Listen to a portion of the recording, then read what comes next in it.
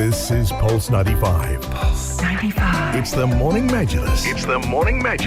Talking the stories that are shaping headlines, plus those that make you go, Hello, good morning, and welcome back onto the Morning Majlis. We are celebrating new announcements. We are celebrating our humanitarian effort as well, because the big announcement that came and emerged earlier today, this morning, in the early hours, was that the National Emergency Crisis and Disaster Management Authority has said that UAE residents or expatriate residents stranded abroad will no longer need entry permits issued by the Federal Authority for Identity and Citizenship to re-enter the United Arab Emirates. So that has been a very positive news and a very positive reaction on social media as well. And today here, courtesy of Sharjah Broadcasting Authority and the Direct Line program of Sharjah TV, we are dedicating an hour and a half, the full program, for a telethon to collect donations live for the Salam Beirut campaign, which was launched by Her Highness Sheikha Jawahir bint Muhammad Al Qasimi, wife of His Highness the ruler of Sharjah and chairperson of the Big Heart Foundation, as well as the eminent advocate for the refugee children at the United Nations High Commission for Refugees.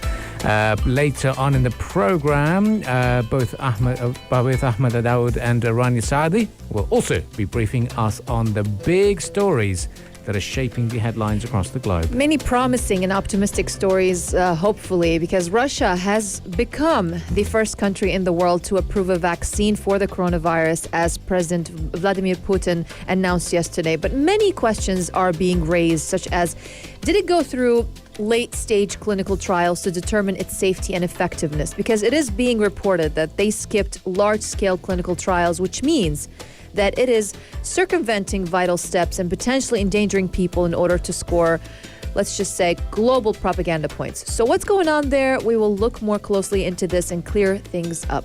We certainly will, Rania, and we're also going to delve into some pretty big developments here from the Emirate of Sharjah, particularly in education.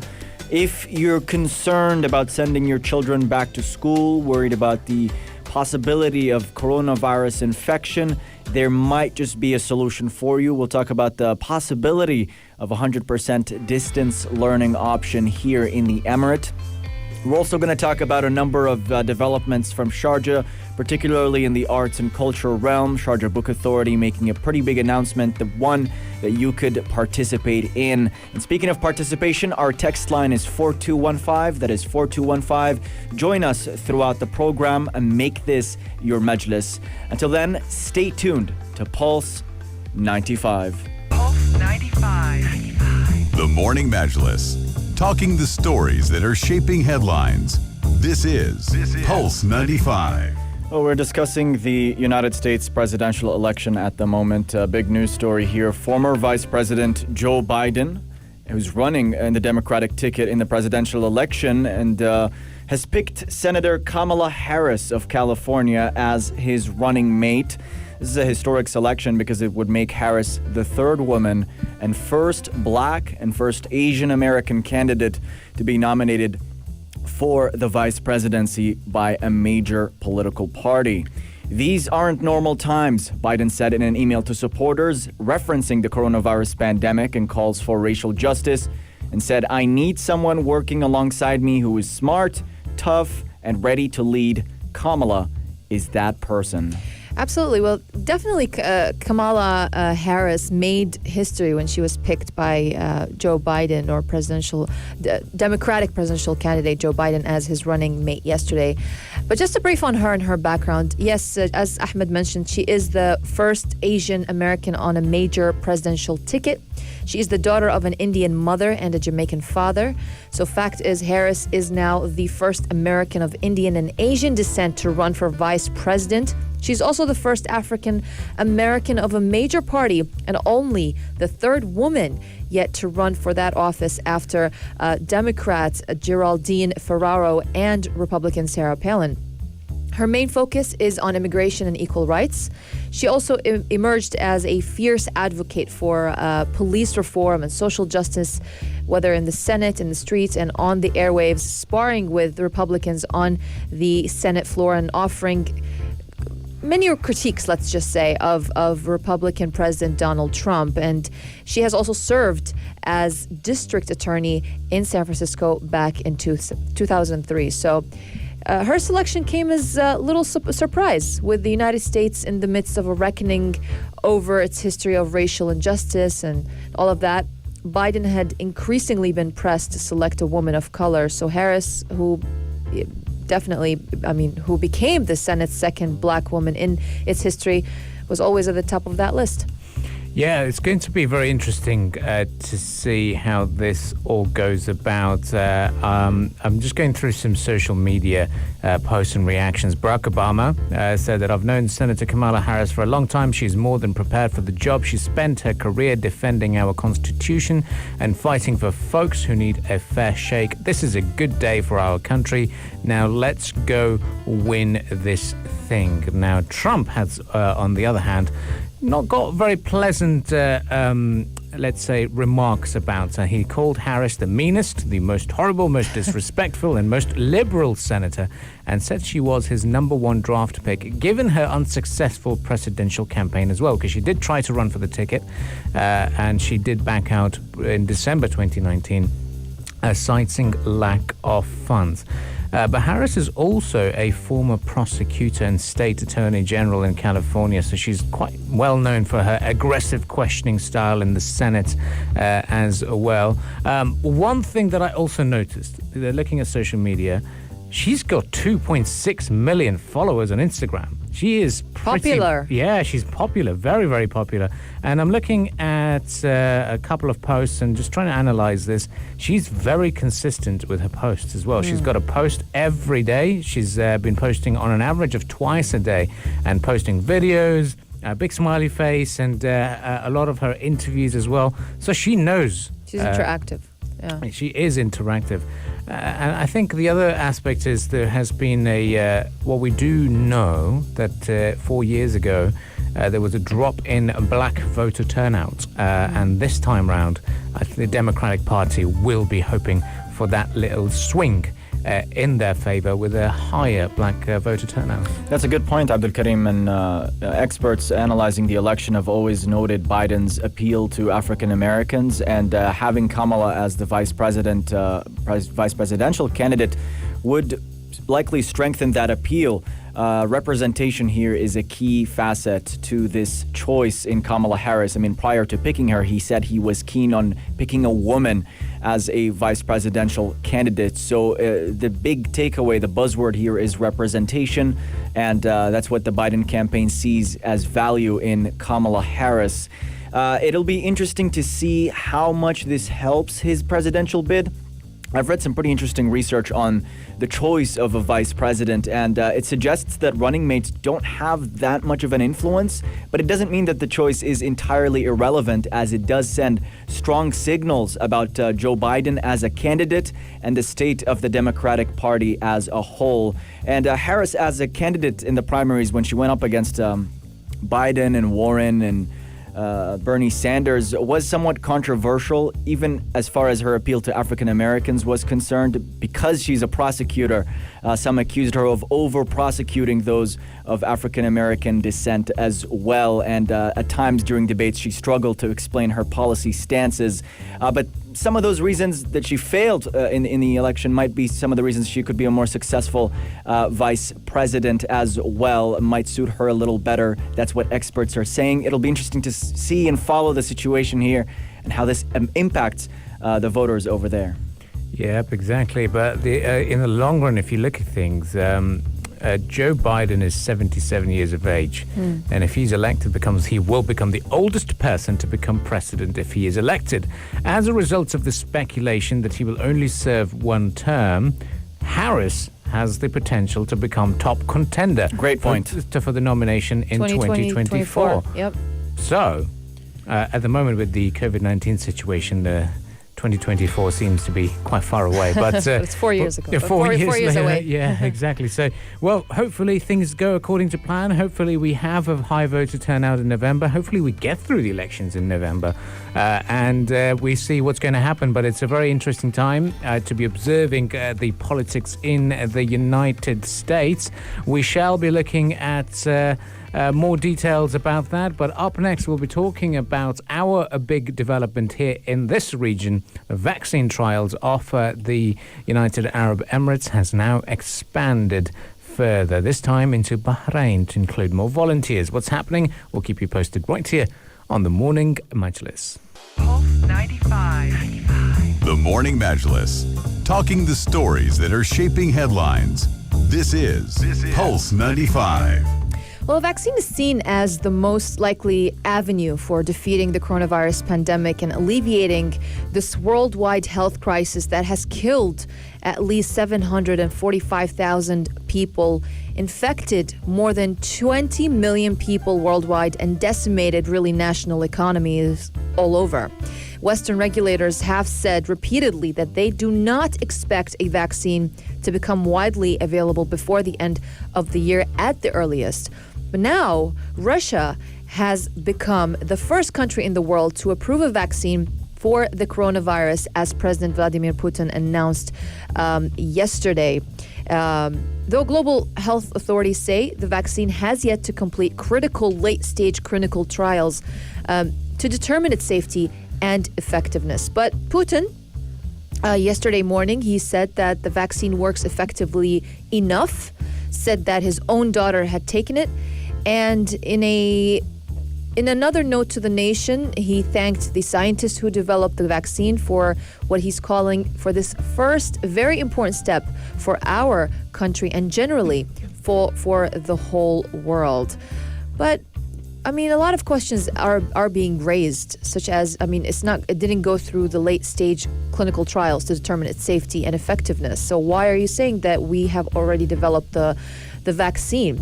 It is being reported that they skipped this major clinical trials stage, which means that it is, let's just say, it's circumventing vital steps and potentially endangering people in order to score global propaganda points. So that is also an issue to think about.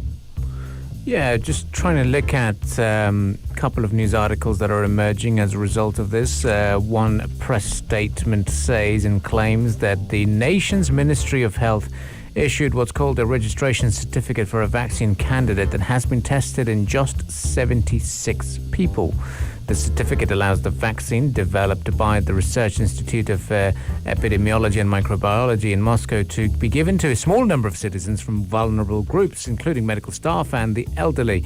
But the certificate stipulates that the vaccine cannot be widely used until the 1st of January 2021, presumably after a larger clinical trial has been completed. So goes both ways, really, but a press release from the Russian Minister of Health said the vaccine showed high efficacy and safety and there were no serious side effects. The same release suggests the vaccine would confer 2 years of immunity to SARS-CoV-2 and the virus that causes COVID-19. The estimate is apparently on vaccines has been made with similar technology. Yeah. So it's called Sputnik 5. And that's a pretty interesting naming for it. This is a reference to the first orbital satellite, which was launched by the Soviet Union in 1957, set off the global space race, and the name evokes the Cold War, in essence. And it also harkens to the sense of vaccine nationalism, the race to be first, to declare victory over the coronavirus, gives you that clout, that geopolitical clout, and it really makes you look really good to do it. But the big concern among global health experts is you want to do that fine, but don't do it at the expense of people's safety. Don't put out a vaccine that would compromise people's health and that hasn't been thoroughly tested. And that's been the primary criticism of this announcement. World Health Organization listing the vaccine as being in phase 1, meaning that as of now, as far as the number of tests, it's pretty small scale. And not a lot of people, it hasn't been tested on a lot of people. And when you're not past phase 1, you haven't ascertained how safe the treatment is. So as far as exploring potential side effects, that hasn't been quiet, determined, which is a cause for concern. Adding to what you're saying, Ahmed, definitely, you're right. Russia's vaccine, it's been reported that it sped through early monkey and human trials with apparent success. But Moscow actually was cautioned just last week by the World Health Organization not to stray from the usual methods of testing a vaccine for safety and efficacy.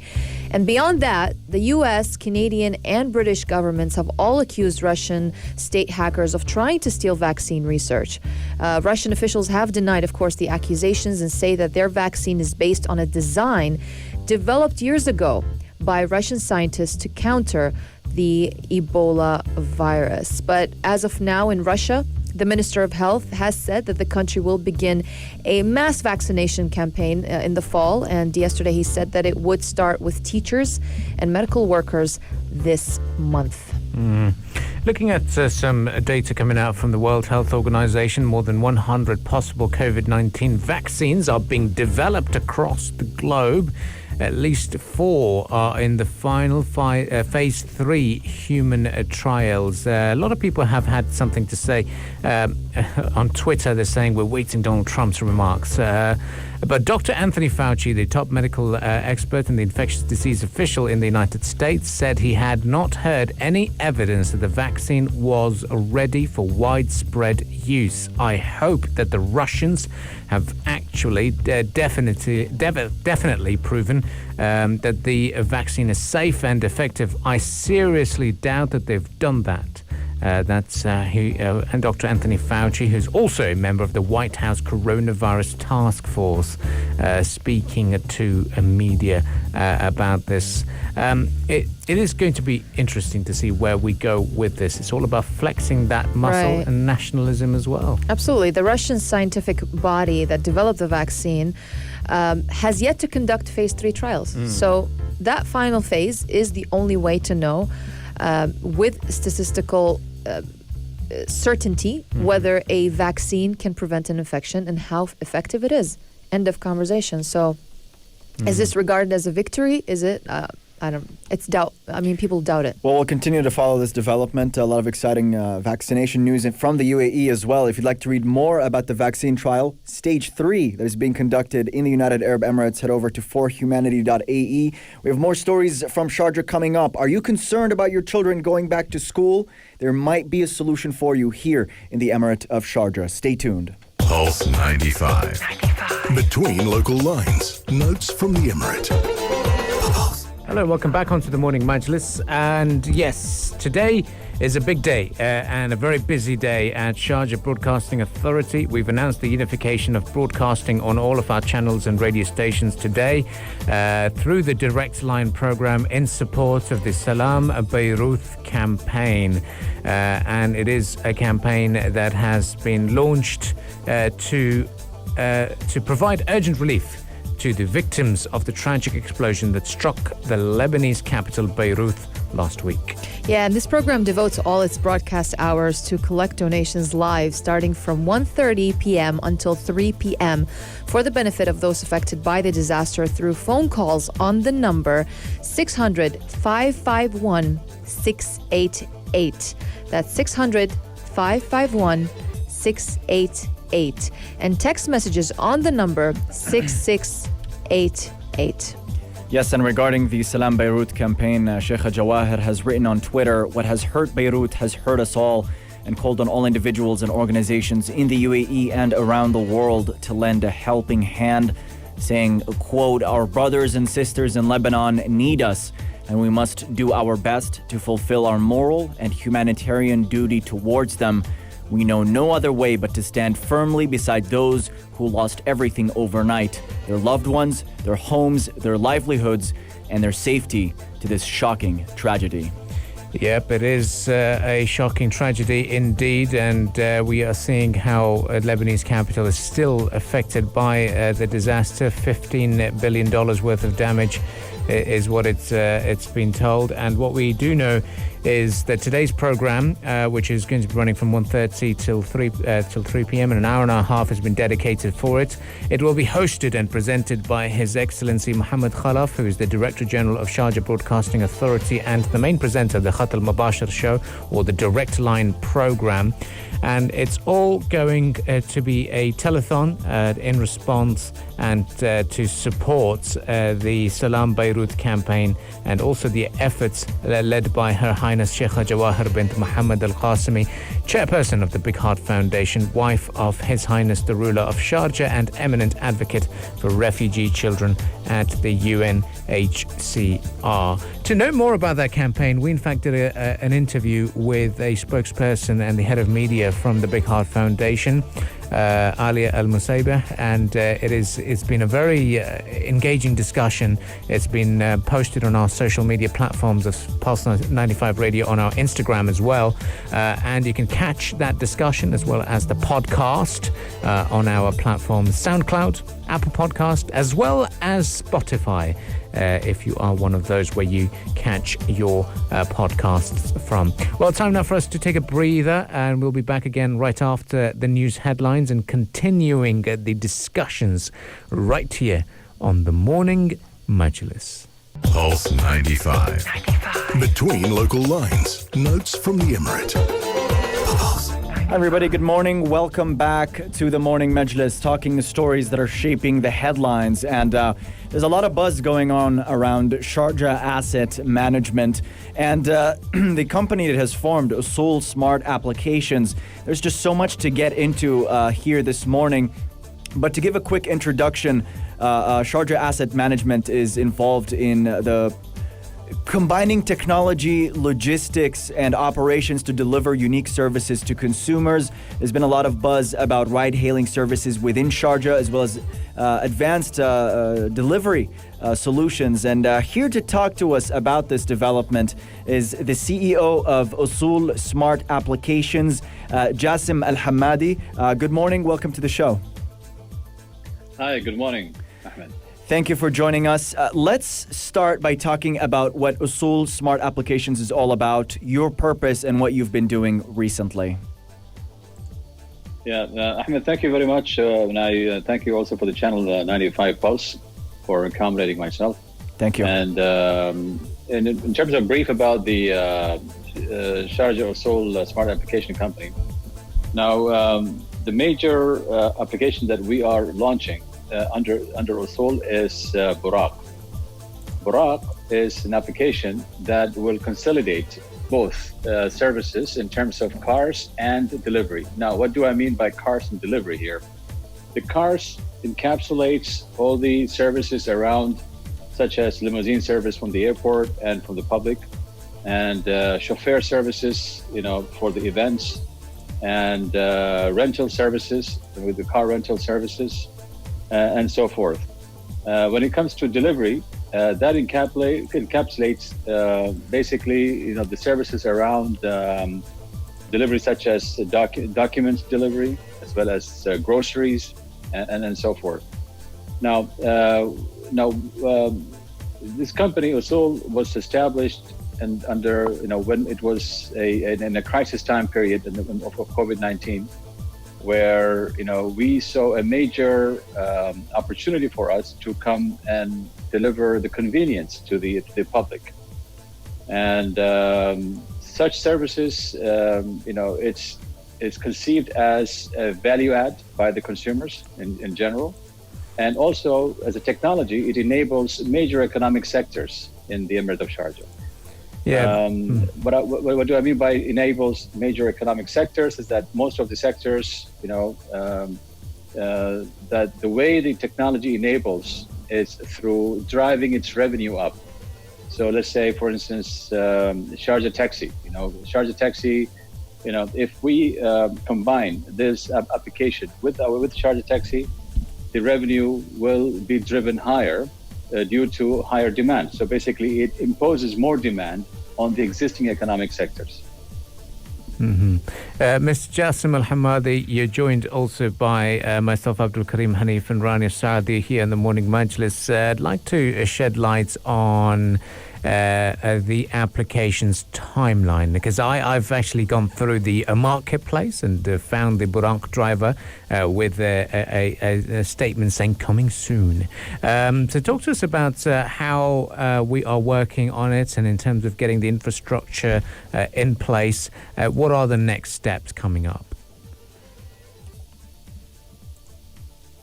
The next step, we have a couple of development taking place right now in-house. And bear in mind, most of our solutions are in-house. We are not, importing externally, or, it's not off-the-shelf type of products.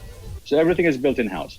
Currently, we are ramping up for the delivery application. And we have two segments in our delivery focus. One is B2B. B2B meaning that predominantly, we will be working with the government entities in Sharjah. And the other one is, of course, the public, the mass market. Now, the mass market will take time. It will, the application is under development, and we anticipate that we will be launching e-hailing application towards the end of the year. And in terms of B2B, we are ready to launch. And we have a number of applications that we are launching as we speak. One is for grocery deliveries, as well as for the documentation deliveries. And documentation delivery is our predominant focus right now in terms of packages. Now, regardless of the documentation, we are more into the, it can be any package delivery from small size to medium size, large size, or bulks. So it's the packages delivery. It's from point to point, anytime, anywhere, and in a very cost efficient way. And in a speed is our priority. So we are, we would like to become more efficient than our competitors, of course, in terms of price and in terms of speed. So our competitors, basically, let's say, if they want to deliver the next day, we are striving to deliver the same day. Of course, given the availability of the time frame, for delivery, of course. But yes, that's what we are trying to position in.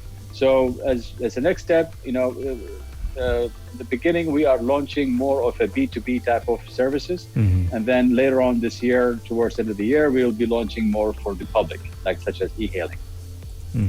I'd like to know a bit more details about the e-hailing, because I think that's what most consumers are going to be thinking, whoa, this is something amazing coming soon to Sharjah. Are we working with utilizing the current taxi system that is in place, or are we going to see the introduction of newer cars, and are they going to be supplied by the SRTA, or is it going to be something a bit more in-house? No, mostly we will be working very closely with SRTA, of course, with this, and we will be working with most of the taxi companies in Sharjah, and it will be open for most of the taxi companies, predominantly in Sharjah, yes, and working very closely with SRTA. Can you talk to us about, for e-hailing, for the public, can you talk to us about the demand for it here in Sharjah? Maybe some of the factors that are affecting the growth of that particular sector, factors that you're considering as well that are unique to the Emirate of Sharjah? Well, the application, we have seen globally, the trend is picking up. I mean, regardless of Sharjah, Sharjah is part of the global geography, for global demand. And we have seen how e-hailing have shaped the whole industry, globally. And without this application, I think we are really heading backward. We are not utilizing the right technology and application that can enhance the value of the consumer. So e-hailing, of course, has been proven that it's a very valuable tool. I mean, in the US, look at the companies like Hertz versus Avis. Hertz, it went bankrupt because it did not innovate much around its fleet. It has a huge fleet, over millions of cars, but there is no innovation around the new technology, how to utilize this capacity that they had. It forced them into bankruptcy. That's how powerful these technologies are nowadays. And if you don't utilize them, basically it will force you into bankruptcies. I mean, unfortunately, this is the trend is shaping up that direction, and we all are obliged to ride on these technologies. Otherwise, it's a survival issue right now. If you don't adopt technology, you will go out of business. Simple as that. Now, what is the major driving factor is basically the convenience factor for the consumer. If we don't do it, somebody else will do it. Simple as that. And then the consumer basically will just ride, with whoever is supplying with such convenience factor to them. So if somebody is let's say remotely stuck somewhere, or nowadays people don't have time to wait for taxis, or because of the crisis situation where you don't have much flexibility to move around. This application, this is where it comes into play, where it provides convenience factor to just plug and play. Meaning that you press for the taxi comes, and then you ride the taxi, you go, and then that's it. So it's really plug and play. You press, taxi arrives. So how that application enables is that obviously it enables through Google mapping, such as maps, that is integrated with taxi fleets, with the location of the rider, and the person who rides is located where exactly the person is automatically, and then he presses, and then the taxi comes exactly to that location and picks him up securely, safely, delivers that person to the destination. And then there you go, right? And then gets in electronic receipt. So so that's the kind of concept that we are working around with. And another concept you're working around with pertains to applications with regards to delivery and grocery services as well. So could you talk to us more about the future of delivery and how you're playing into that? The future of delivery, obviously, once the convenience factor picks up among the public, it's the application creates some kind of loyalty, with the customer behavior. So the customer then takes it for granted, everything that it's like a press of a button.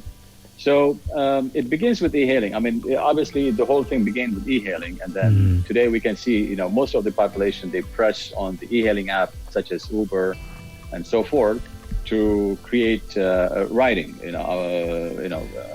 needs. So from there, the customer then realizes, well, I can press the button and I can order delivery, and then also the food delivery also created a huge demand. And the consumers saw that there is a possibility for quick food delivery services.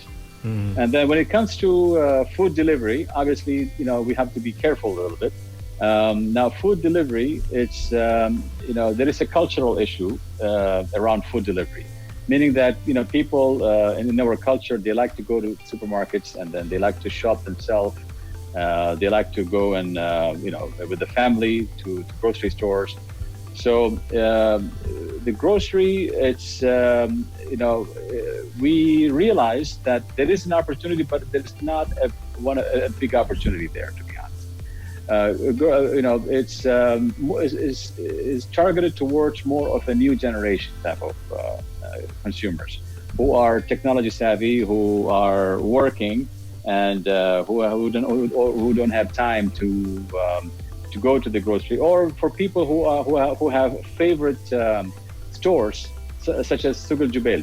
For instance, Souk El Jubail is a favorite destination for many residents in Sharjah and beyond Sharjah. And there are some remote locations such as Khorfakan and other suburbs, or far away from the center, which is difficult for people to reach to Souk El Jubail. Now, this is where we come in. So we come in to bridge the gap of favorite destination, but due to distance.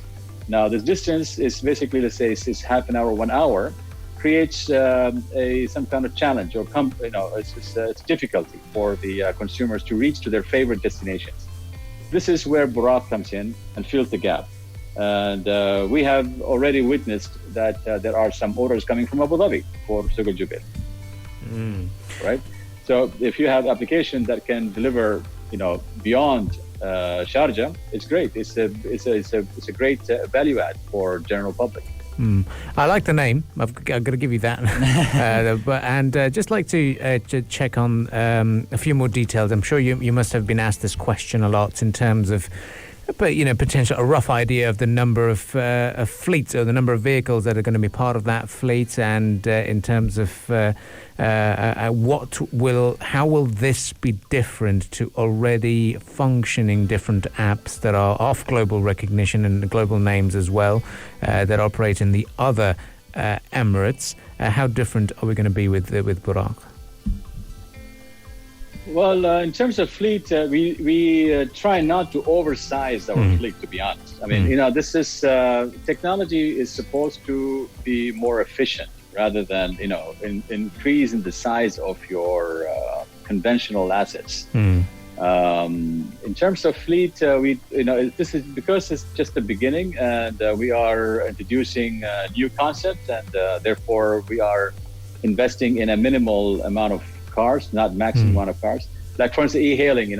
I mean, this application, we don't need to have our own fleet, right? I mean, we can just tie up with existing taxi companies in order to facilitate the rides. So we're not going to be expanding our fleet beyond a certain limit, to be honest. Well, it's more on our focus more on the application rather than on the fleet itself. Yeah, and the other question. Utilizing the capacity of other companies who have sizable fleets. Let's put it this way. That's it's going to be very impressive indeed, and we thank you very much for joining us this morning, and we look forward to welcoming you in the studio in the near future and via the e-hailing Buraq service eventually. Yeah, thank you guys. Thank you very much. Thank you. That was Jassem Alhammadi, CEO of Usul Smart Applications, talking about some very exciting developments, smart apps developed, particularly in ride-hailing, with plans to make it available for the public later on this year. Stay tuned to Pulse 95 as we have more discussions lined up for you this morning, sports discussions, as well as the latest developments from Belarus in the aftermath of the presidential elections. Stay tuned to Pulse 95. Pulse 95. You're listening to Pulse 95. Pulse 95. It's Pulse 95.